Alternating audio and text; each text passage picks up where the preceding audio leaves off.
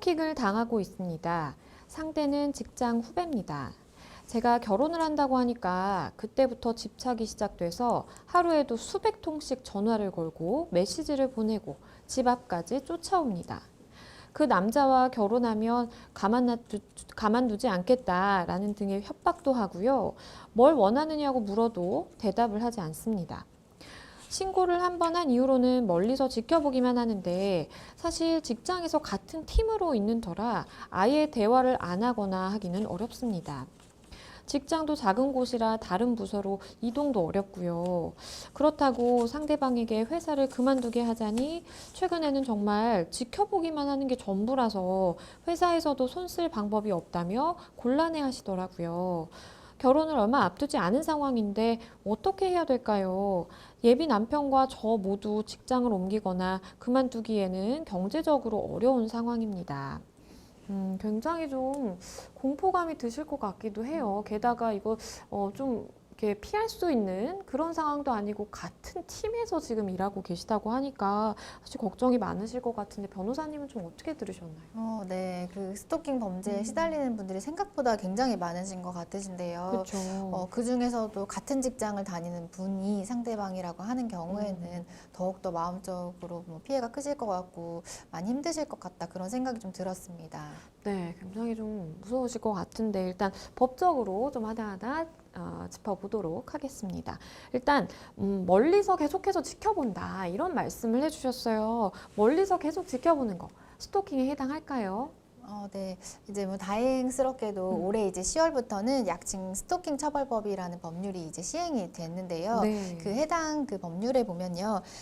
주거 직장이나 학교 그 밖에 일상적으로 생활하는 장소나 그 부분에서 기다리거나 지켜보는 행위도 처벌 대상인 스토킹에 해당한다고 규정을 하고 있는데요. 그래서 이와 같이 멀리서 지켜보기만 하는 경우에도 현행법상에는 처벌이 가능한 규정이 있습니다. 일단은 상담자분께서 말씀 주신 부분이 지금 계속 지켜보기만 하고 사실 과거에 이렇게 전화를 계속하고 문자를 계속하고 이런 게 있었는데 과거에 나에게 그랬던 걸 문제 삼아서 스토킹이다라고 신고를 하는 것도 가능할까요? 그 이제 스토킹 처벌법 같은 경우에 시행일이 올해 10월이었기 때문에 그쵸. 사실 시행일 과거에 있었던 행위를 스토킹 처벌법으로 처벌하는 것은 좀 어렵고요. 네. 다만 이제 상담자의 말씀처럼 과거에 문자나 전화를 단순히 한두 번 보낸 것이 아니고 수백 번을 보냈고 또한 그 내용이 위협적인 경우라고 하면 이 행위 자체에 대해서는 과거에도 정보통신망법 위반 불안감 조성 행위나 혹은 협박죄로 처벌이 가능할 수 있기 때문에 그 해당 행위로 좀 고소를 하시는 경우에 처벌 가능성이 있을 것 같습니다. 그렇다면 말씀 주신 것처럼 스토킹 처벌법으로 이 사람을 좀 처벌을 받게 하고 싶다라고 해서 내가 신고를 하고자 한다면 뭔가 준비해야 될 것들이 있을까요? 네, 우선은 이제 이분 같은 경우에 문자나 전화가 오는 것에 대해서는 그 발신 내역, 수신 내역을 모두 저장을 해 놓으시는 게 좋으실 것 같고요. 네. 다만 그건 통신사에서 어느 정도 보관은 하고 있지만 고소가 늦어지는 경우를 대비해서 캡처 같은 것을 준비하는 게 좋으실 것 같고요. 네. 멀리서 지켜보거나 따라다니는 행위에 대해서는 사실 그 현장을 동영상으로 촬영을 한다거나 혹은 나중에 CCTV를 통한 확인을 위해서 행위가 발생했던 날짜, 시간, 장소 같은 것을 구체적으로 기재하는 준비를 하시는 게 좋을 것 같습니다.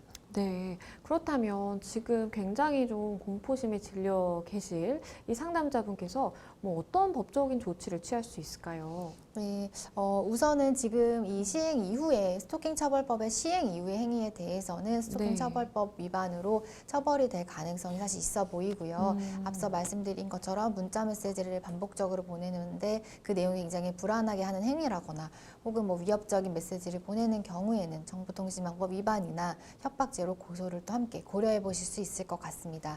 그리고 이제 뭐 정신적인 피해도 적지 않으실 것 같은데요. 그렇죠. 형사적인 고소와는 별개로 이제 민사소송으로 손해배상 청구 소송을 통해서 정신적인 피해에 대해서 회복을 받으실 수도 있을 것 같습니다. 네, 사실 스토킹 범죄 정말 많은 사회적 이슈를 몰고 다니는 것 같은데 이렇게 스토킹 피해를 받게 될 때 우리가 반드시 꼭 알아둬야 되는 법률적인 지식이 있다면 어떤 게 있을까요? 네, 일단 개인적으로는 스토킹 관련된 이제 상담 등을 진행을 해보면 꽤 오랫동안 지속이 됐는데 굉장히 늦게서 연락을 주시는 경우가 많은데요. 하는데요.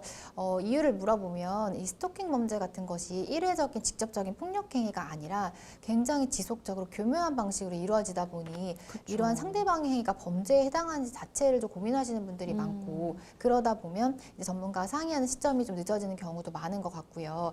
스토킹 범죄의 특징이라고 하는 것은 그 범죄의 정도가 경미하다가 어느 순간 갑자기 커지는 게 굉장히 많거든요. 네. 그래서 만약에 본인이 어떤 피해를 입는 것 같다, 불편한 상황이 있다고 하시면 개인적으로 판단하시기보다는 어떤 사전 조치를 할 수 있는 방법이 없는지, 혹은 이것이 범죄에 해당하는 것인지 등을 전문가와 빨리 상의하시는 것이 좋을 것 같습니다. 네. 사실 많은 분들이 뭐 스토킹 피해 호소를 하시기는 하는데 이게 실제로 내가 신고를 해서 가해자가 처벌을 받게 되는 그런 뭐 건수는 사실 많지는 또 않아 보인다는 점도 문제인 것 같아요. 일단은 변호사님 말씀해 주신 것처럼 이 상담자분은 과거에 뭐 문자라든지 전화 온 거 이런 거 다 좀 잘 갖고 계시는 게 필요할 것 같고요. 지금도 계속해서 따라다닌다고 한다면 그런 장면을 좀 촬영을 해 놓으셨다가 나중에 이제 법적인 조치를 취할 때 증거로 좀 잘 활용을 하시는 것도 필요해 보입니다. 잘 해결이 되셨으면 좋겠습니다.